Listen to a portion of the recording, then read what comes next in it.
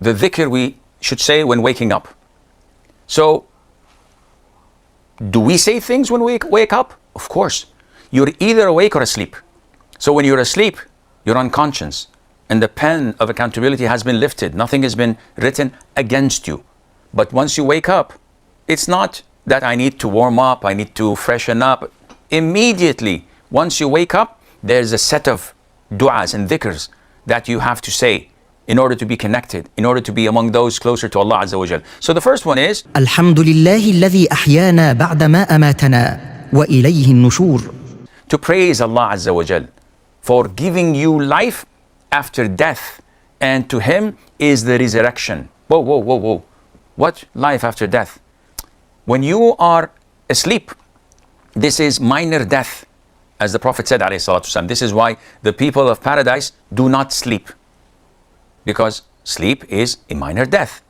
Now, when you wake up, this is a new life that had been given to you. So many people die in their sleep permanently. So, the first thing you do is that you praise Allah Azza wa Jal for restoring your soul. Because when you're asleep, your soul is detached.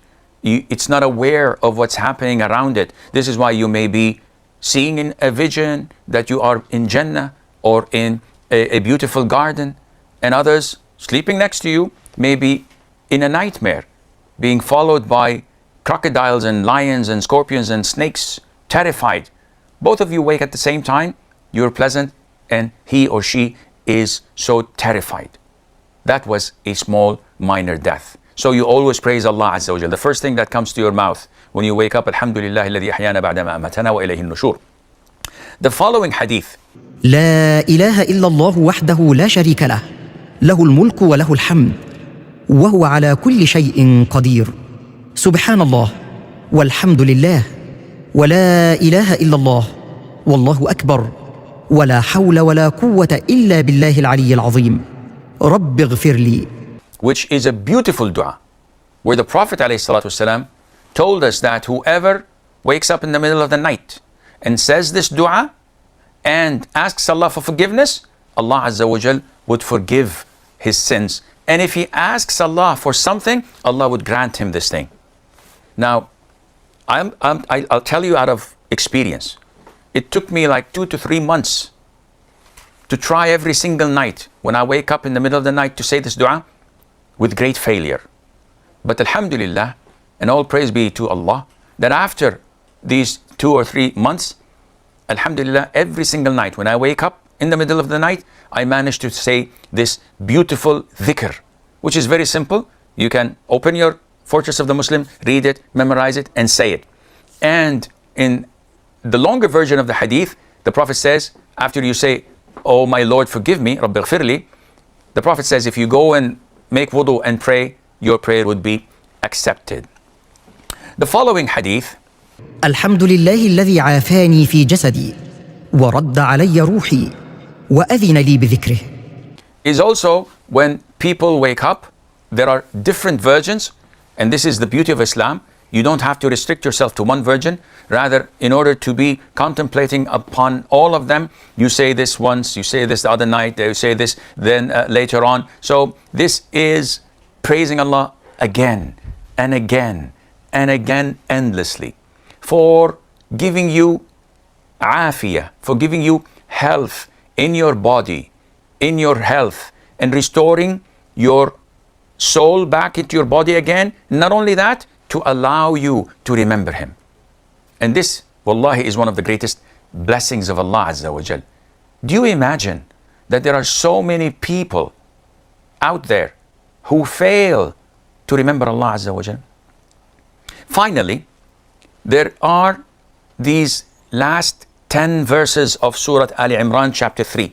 قال الله تعالى إن في خلق السماوات والأرض واختلاف الليل والنهار لآيات لأولي الألباب الذين يذكرون الله قياما وقعودا وعلى جنوبهم ويتفكرون في خلق السماوات والأرض ربنا ما خلقت هذا باطلا سبحانك فقنا عذاب النار ربنا إنك من تدخل النار فقد أخزيته وما للظالمين من أنصار ربنا إننا سمعنا مناديا ينادي للإيمان أن آمنوا بربكم فآمنا ربنا فاغفر لنا ذنوبنا وكفر عنا سيئاتنا وتوفنا مع الأبرار ربنا وآتنا ما وعدتنا على رسلك ولا تخزنا يوم القيامة إنك لا تخلف الميعاد فاستجاب لهم ربهم أني لا أضيع عمل عامل منكم من ذكر أو أنثى بعضكم من بعض فالذين هاجروا وأخرجوا من ديارهم وأوذوا في سبيلي وقاتلوا وقتلوا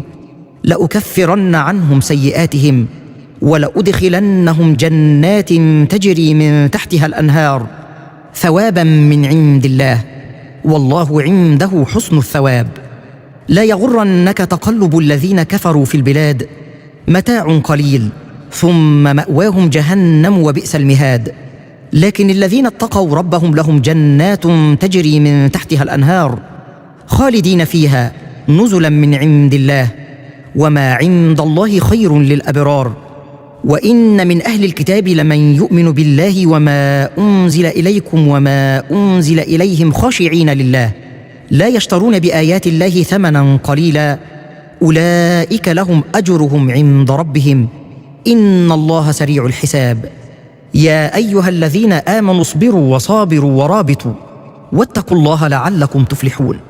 Ibn Abbas tells us, may Allah be pleased with him, that when he slept over at his aunt's house, Maymuna, who was the wife of the Prophet ﷺ, he pretended to be asleep. So in the middle of the night, when the Prophet woke up, he looked at the heavens and he recited these 10 beautiful verses of the last of Surah Al-Imran, which is a confirmed sunnah to recite. This process, these ayahs, cement the belief in Allah Azza wa Jal, the remembrance of Allah Azza wa Jal, the virtues of women and men doing good deeds and being rewarded for it, the virtues of those who do good deeds with belief that Allah would grant them paradise, would grant them gardens of Eden in on the day of judgment. And also it highlights the reward of the people of the book who accepted Islam, like An-Najashi of Abyssinia, like Abdullah ibn Salam, one of the rabbis of the Jews. And it concludes by asking the believers to be patient and to remain steadfast and to guard the front lines of the Muslim Ummah and protect it from the attacks of the enemies so that they may be successful. 10 beautiful verses of Surah Al-Imran that we always and frequently recite every single night when we wake up in the middle of the night before we start our prayer for night prayer. This is all the time we have, and until we meet next time, I leave you fi amanillah. Wassalamu alaikum wa rahmatullahi wa barakatuh.